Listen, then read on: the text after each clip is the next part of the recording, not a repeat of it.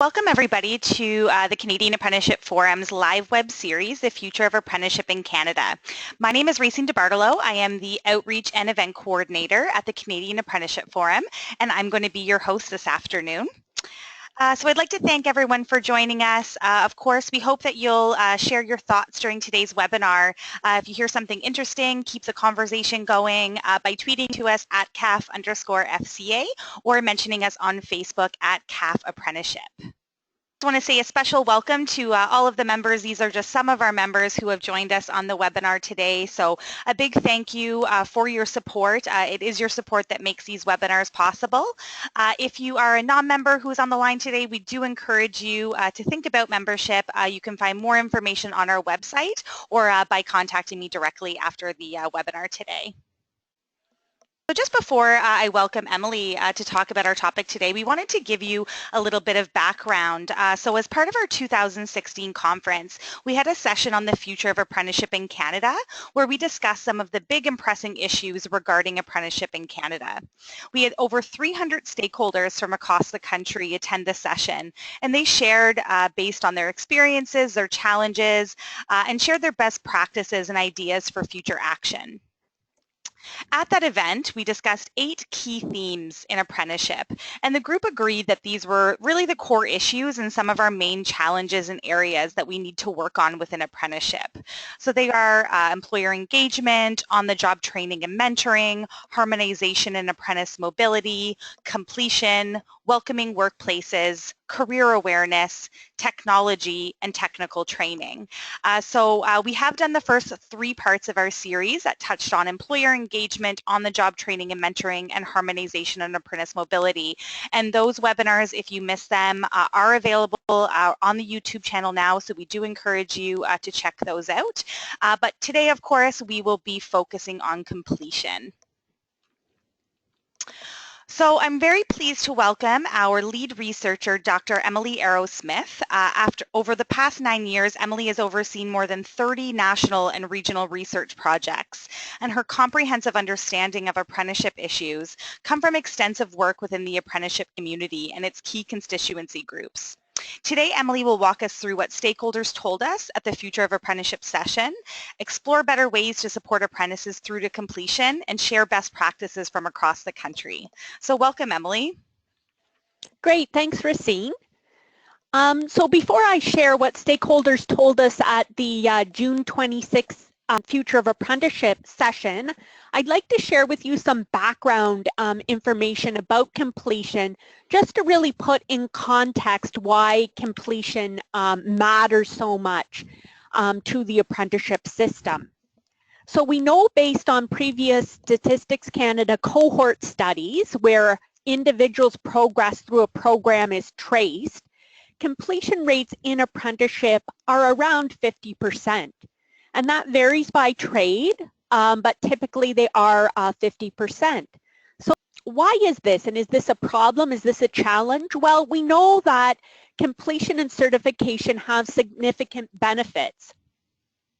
So according to the 2015 National Apprenticeship Survey that was administered by Statistics Canada, we know that the average annual income for someone who completes their apprenticeship program is around $69,000 versus $59,000 for someone who does not complete their apprenticeship program. So there's a significant wage difference over the course of one's career if one completes their apprenticeship program or does not. We know it also has a significant impact on whether you can access a permanent job. So those who complete their programs are more likely to have permanent jobs and be full-time employed than those who do not. According to the National Apprenticeship Survey, 80.8% of completers had permanent jobs versus 77% of discontinuers. And that was based on a sample of over 28,000 people who went through an apprenticeship program and either completed or discontinued between 2011 and 2013. The National Apprenticeship Survey also identified some common characteristics that completers tended to share and discontinuers did not tend to have. So completers tended to be younger. They tended not to have any children or dependents. They had earned their high school diploma. They had worked with one employer over the course of their apprenticeship. And they had been able to access the grants, the tax credits, and the employment insurance benefits that are provided to apprentices.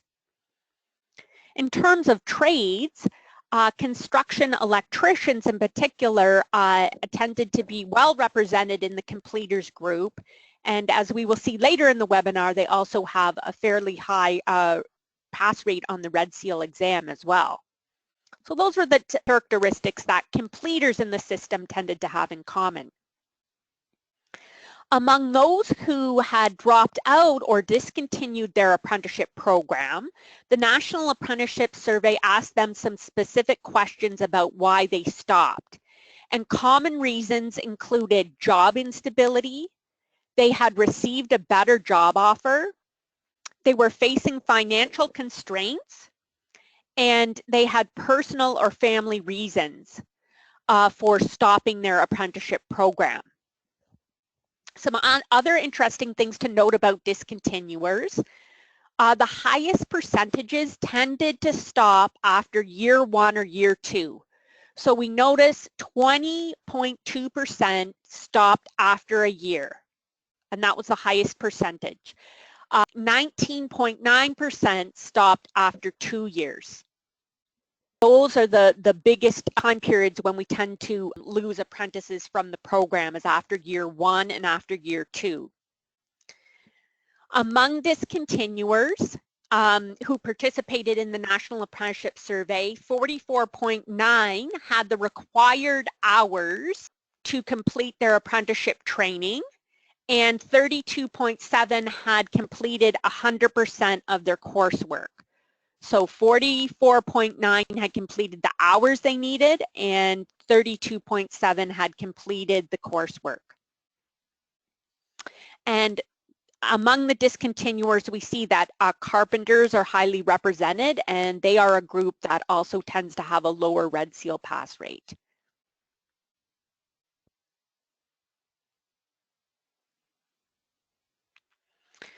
Among the completers in the National Apprenticeship Survey, the survey found that 95.2% of them were able to become certified, meaning they either got their Red Seal or they got their provincial certification. So if they're able to get through the program, earn the hours, and complete their coursework, they were able to become certified.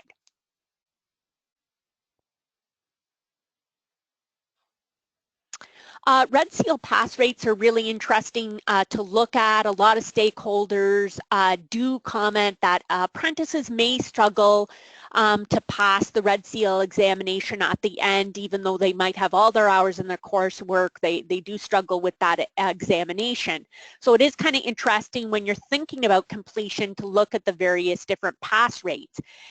So overall, in 2015, we know that approximately 22,000 completed apprentices passed their Red Seal examination, and that's pretty common. If you look at the pass rates from 2011 to 2015, it is around 77% in terms of the overall pass rate for completed apprentices. But as you can see from this chart, trade-specific pass rates do vary quite a bit. So we can see in 2015 that 87% of completed apprentices who were cooks were able to pass their exam, but only 57% of steam fitter, pipe fitter completed apprentices were able to pass the exam. So it does vary quite a bit based on the trade that you are in.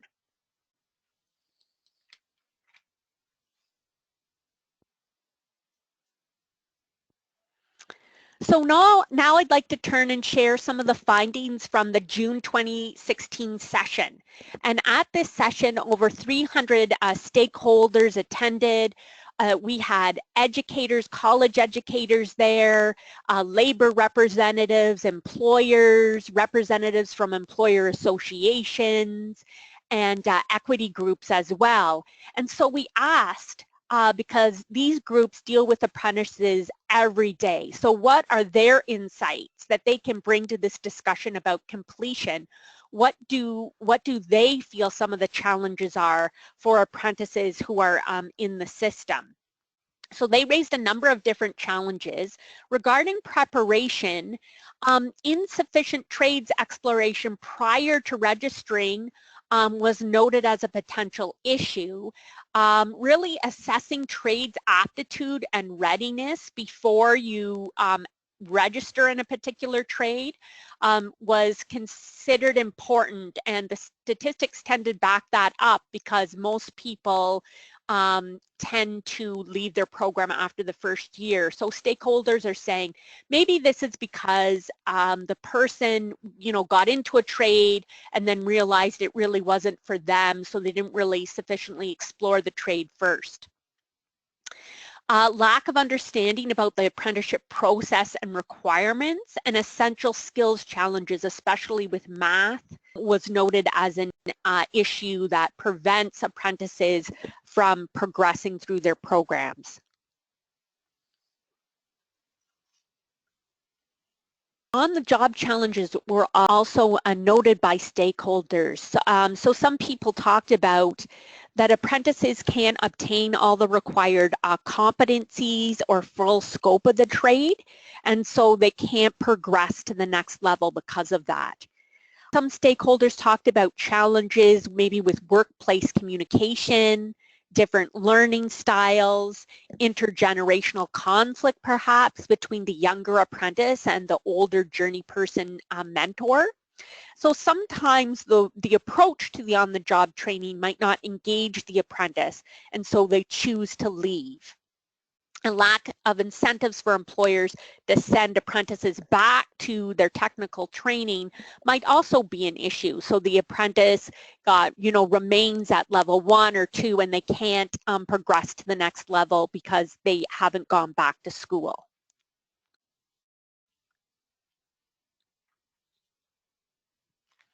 When thinking about technical training, there can be some challenges here as well. Stakeholders talked about wait lists, so the apprentice can't go back to and complete another level of their technical training because all the classes are full, and so they're waiting. Cost and relocation sometimes prevent apprentices from completing all the required technical training, especially if they're in a rural or northern or remote area and they don't want to move to a small town or urban training where the technical training institution is. And so therefore they don't want to relocate, or they don't have the money to relocate, and so they don't pursue the additional levels of the technical training. Apprentices might be uncertain on completion benefits, and they might get to a certain point and go, I'm just happy with where I am, and they don't see why they should go on and complete their apprenticeship. English as a second language can be a challenge, especially for immigrants, and that makes it difficult for them to have success during their technical training. Test anxiety was noted by some stakeholders as being an issue.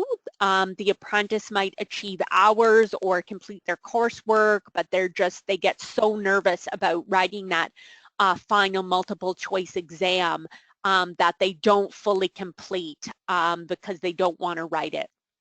And then other stakeholders commented that, for hands-on learners, sometimes a multiple choice format of the examination can be a challenge.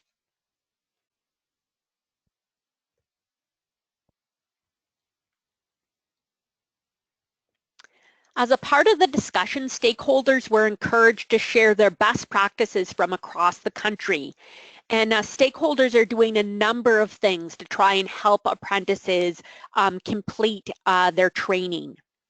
So stakeholders talked about a number of different things they were doing, encouraging trades exploration, so making sure that we're setting people up with the right trade to begin with, was noted as a really important idea, and many institutions talked about trades exploration programs that they offer to potential apprentices, so they can really explore what they're good at and what they really want to do.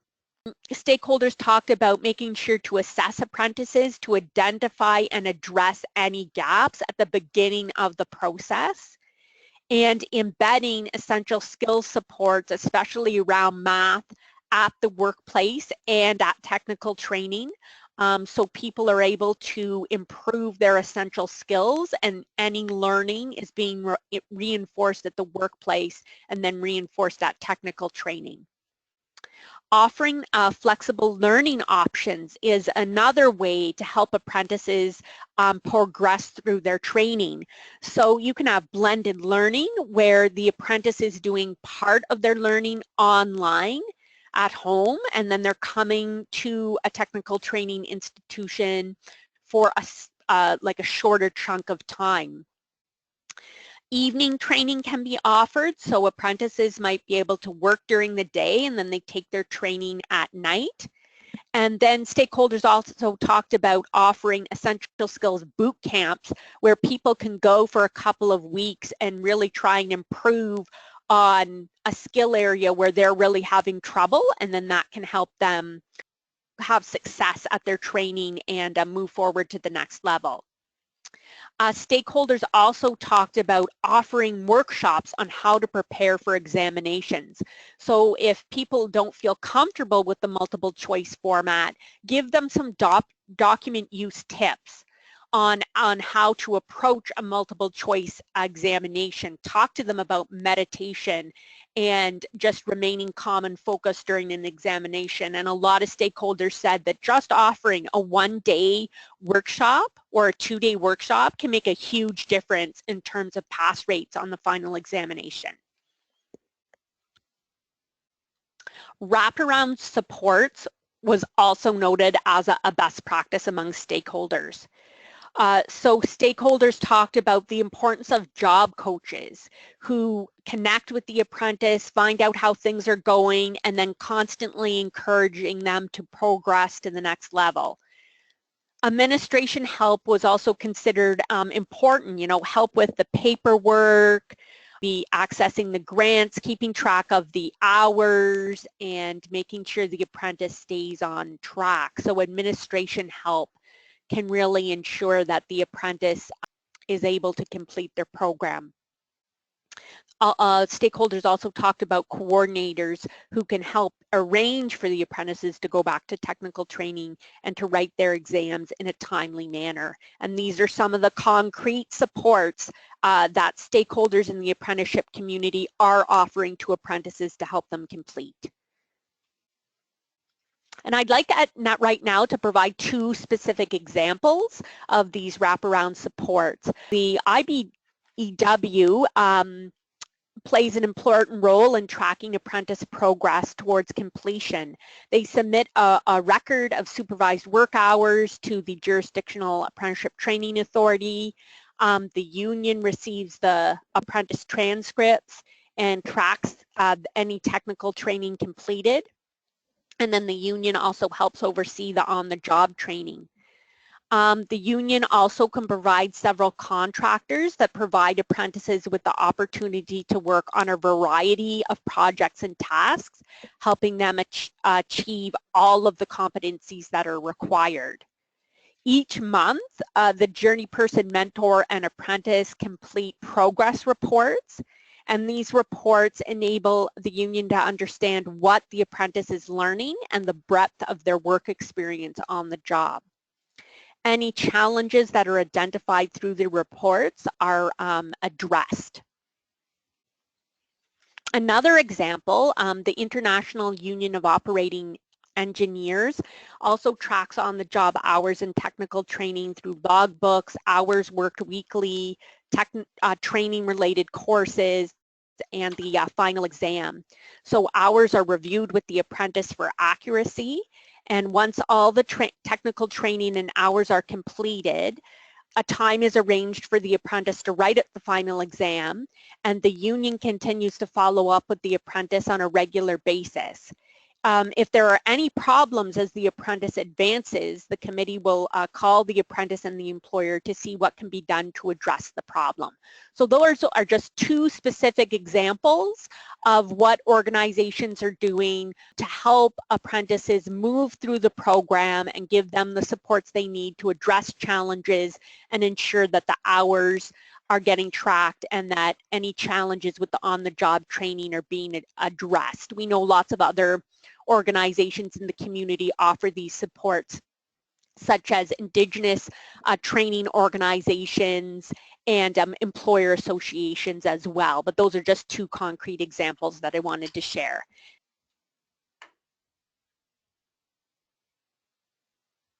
What are stakeholders saying in terms of what we could be doing to address some of these challenges around completion and to further help apprentices? So there were a number of common themes that were raised at the conference during the discussion. And these are just some of the ideas that stakeholders came up with, and please feel free to share your ideas during the question and answer period. Stakeholders talked about potentially implementing entrance exams or screening or aptitude tests at the beginning of an apprenticeship that would help people identify their strengths and weaknesses from the beginning. And maybe before even starting, they could get access to some upgrading, which would help them be more successful during their technical training and on the job. Being clear about identifying what are the prerequisites for an apprenticeship, especially in terms of the courses that are required, and making sure that we are being clear with people who are interested in working in the trades what the prerequisites are, especially around any math or science credits that are required. Stakeholders emphasized the importance of offering essential skills upgrading for apprentices, just so that they can ensure they have the basic skills in place so that they can be successful during their training. Being realistic about the realities of apprenticeship training, such as financial planning and periods of layoffs that might be experienced based on the strength of local economies and sector dynamics, need to be explained to people up front so they have a better understanding of what might occur during their apprenticeship training. So those are some common themes, ideas raised around apprenticeship entry that might help address barriers around completion. Stakeholders also talked about the importance of offering wraparound supports to apprentices. So it was a best practice to have job coaches and administrative help for apprentices throughout the process, and enhancing that was really noted by stakeholders as something we could really do to help apprentices complete. Tracking progress and providing those additional supports when required so apprentices don't get bogged down or stuck in their apprenticeship was really considered important and something that needs to be in place if we want to see better completion rates. Stakeholders in their comments also really talked about the exam, and some of their ideas around being able to support apprentices passing the exam and having success there was maybe the exam format could be more visual or allow for verbal recorded assessments. Prior to the examination, perhaps an assessment could be done of strengths and weaknesses, so that the apprentice learner knows, okay, I'm good in these areas, but there's some areas that I really need to study and think about before I write the exam because I'm kind of weak in those. So it would tell them where they need to focus their studying on. Providing workshops about preparing an examination and offering study tips about how to approach writing a multiple choice examination were considered a best practice, something that's already working and should be continued. Piloting incremental testing and industry assessments throughout an apprenticeship to reduce anxieties about the final exam were also ideas that were mentioned. offering accommodations for immigrants who do not speak English as a first language. Many jurisdictions are already offering these supports and accommodations, but stakeholders did talk about these as being important and using translators who are familiar with trades terminology.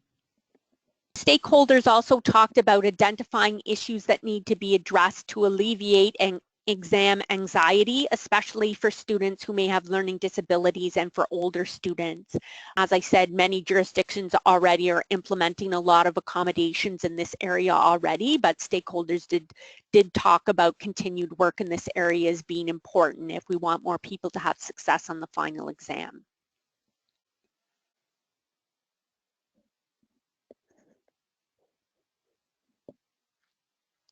Stakeholders also talked about facilitating industry commitment. Perhaps incentives could be provided to employers to increase their support for the advancement of apprentices. Articulate a business case for retaining apprentices and why it's helpful to employers' businesses. This is something that employer champions already know, and it's why they invest in their apprenticeship training programs. They know if they retain the apprentices and the apprentices become journey persons who work at their company, they're just going to add so much to the productivity of the company and really become the future leaders. But is there a way that we could articulate this business case for retention specifically to employers who maybe don't hire apprentices or who are struggling to retain their apprentices? Some employers do get laid off and they struggle to find another employer, and this bogs them down because they can't earn the hours they need to complete their program. So some stakeholders did talk about, are there ways or mechanisms through consortia or through connections with multiple employers that we could increase access to work opportunities for apprentices. So if they get laid off from one employer, they can easily transition to another employer and keep accumulating the hours they need to earn the hours they need for their apprenticeship training. So that idea was also talked about as well. Supporting high quality mentoring on the job was something that was considered very important to retention, and promoting the benefits of certification and educating apprentices about their potential career paths if they do earn their certification was something that stakeholders said was really key to communicate.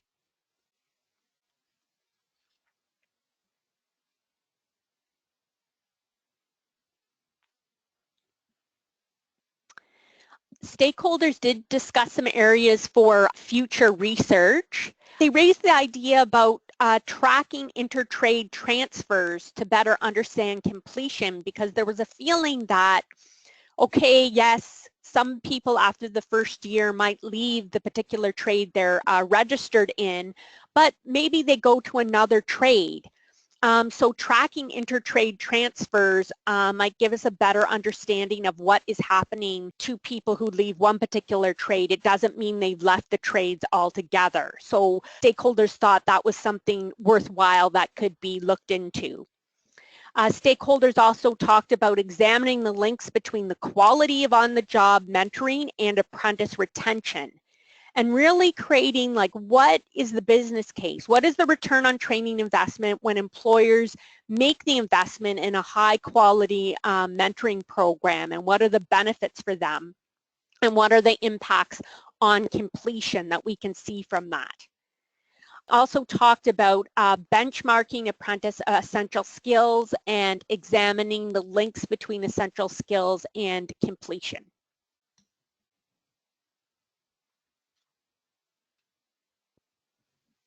Thank you so much, Emily, for that great overview of we heard from the Future of Apprenticeship in Canada session in June. I do invite everybody, if you do have questions, to please enter them through your webinar control panel. Emily, I do have a couple questions coming in right now. The first one I would like to ask you Is there any research to suggest that entrance exams or other screening mechanisms can predict success or completion without rejecting applicants who might be successful? So for example, if you set an entrance requirement high enough, we can often improve success rates, but we may also reject many learners who could be successful but never get the chance. That's a really good point. No, I've never seen a study done with potential apprentices, an assessment like a screening or aptitude test, and then the potential impacts on their future success in the program and how that might screen individuals out who potentially would make really good apprentices. I haven't seen any detailed research done on that, but I'd be really happy or interested in learning about it if anyone knows of a report that is available, because it would be really interesting to see some data on that. Would you like to talk about some of the resources that we have available on our website? Sure. So we do have some, if you're interested, we do have some research that deals with issues around apprentice learning and completion. So just to give you some examples, we do survey apprentices on a regular basis as a part of our Apprentices in Canada e-panel. So we do have a research report that is available, and we surveyed 191 apprentices and we asked them about their attitudes towards learning and examinations. So their study habits, the kind of resources they like to learn with, and their level of anxiety around examinations. The report also talks about Red Seal pass rates, both for completed apprentices and trade qualifiers, and it also includes examples of all the different things the jurisdictions are doing to help support apprentice learning, and especially around accommodations for the exam. So that's all contained in our Apprentices in Canada e-panel report, Apprentice Attitudes Towards Learning and Examinations. We also have a discussion summary that's available. So we had a regional discussion forum with stakeholders in Toronto, and we asked them specific things they do to help their apprentices complete. We had a panel, and there's a lot of great tips and strategies and examples in that discussion summary report. We also discuss completion certification in our Supporting Apprentice Success or Apprenticeship in Canada reports that are available. And we also did a full-on examination of completion. So we held discussion groups with apprenticeship stakeholders across the country, and we asked them why they feel apprentices are not completing, and then we did some analysis, some data analysis, and that is contained in our Investigating Apprenticeship Completion in Canada report. So now I just want to move to some current Caf initiatives that we're working on right now. We are working on our Apprentices in Canada e-panel. Emily, can you tell us a little more about that? Sure, yeah. So the e-panel is, we have a bit of a gap because often the National Apprenticeship Survey or the graduate survey that Stats Canada does, the feedback we're getting is from people who might have been in the system 5 to 10 years ago. And so stakeholders were telling us we would like more timely, up-to-date feedback from apprentices who are in the system now. So as a part of the Apprentices in Canada e-panel initiative, we are encouraging apprentices to join our online survey, and we're trying to find out more about the apprentice population today. So we already have 900 apprentices who have joined, and they fill in about 2 to 3 online surveys per year. And it just gives us a chance to better understand what apprentices who are in the system now are experiencing. What are their barriers? What are the things that are going well for them? And what supports do they feel they need?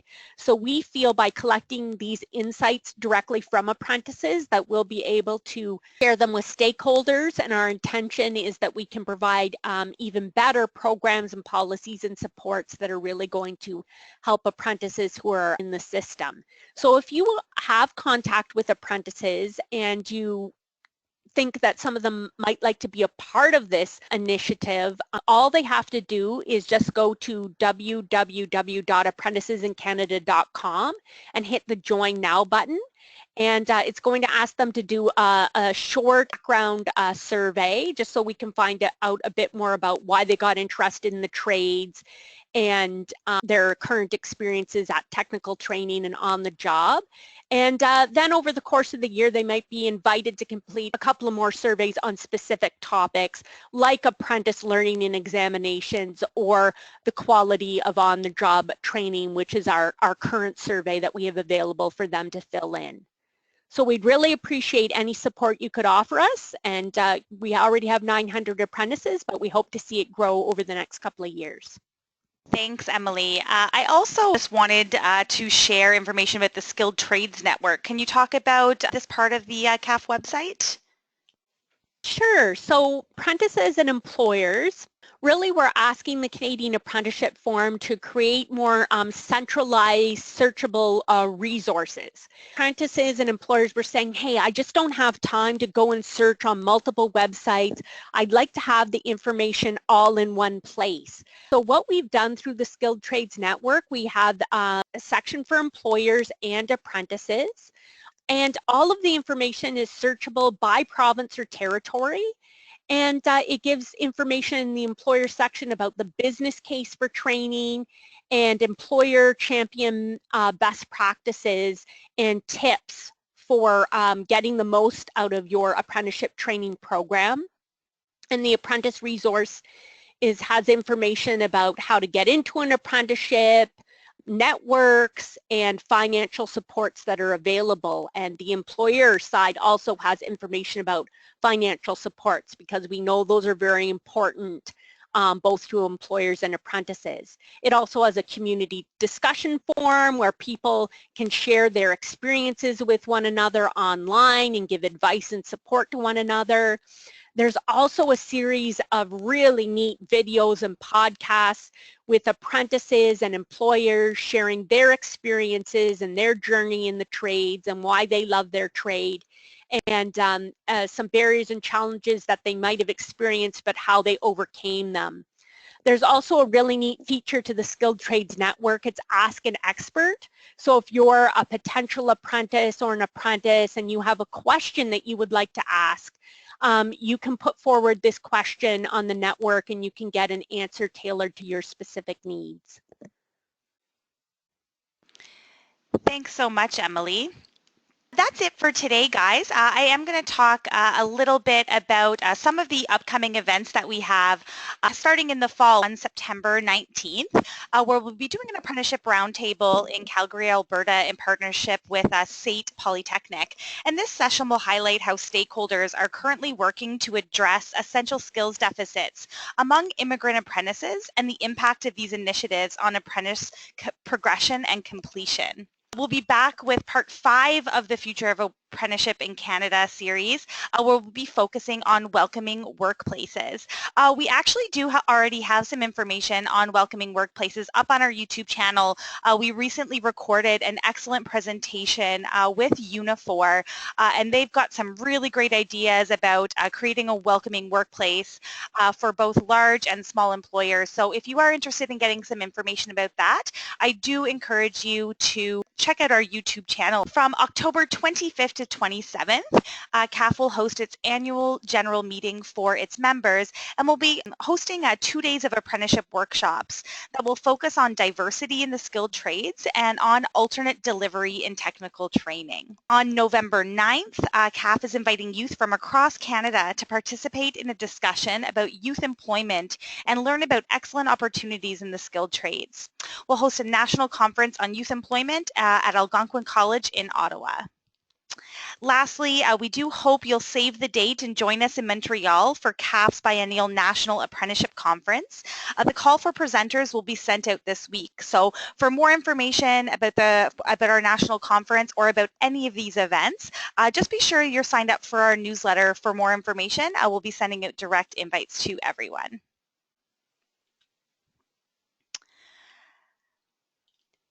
For those of you who may not be as familiar with the Canadian Apprenticeship Forum, we are a national non-for-profit organization that collaborates with apprenticeship stakeholders across Canada to develop research insights and promote apprenticeship training. Of course, for more information, you can visit our website.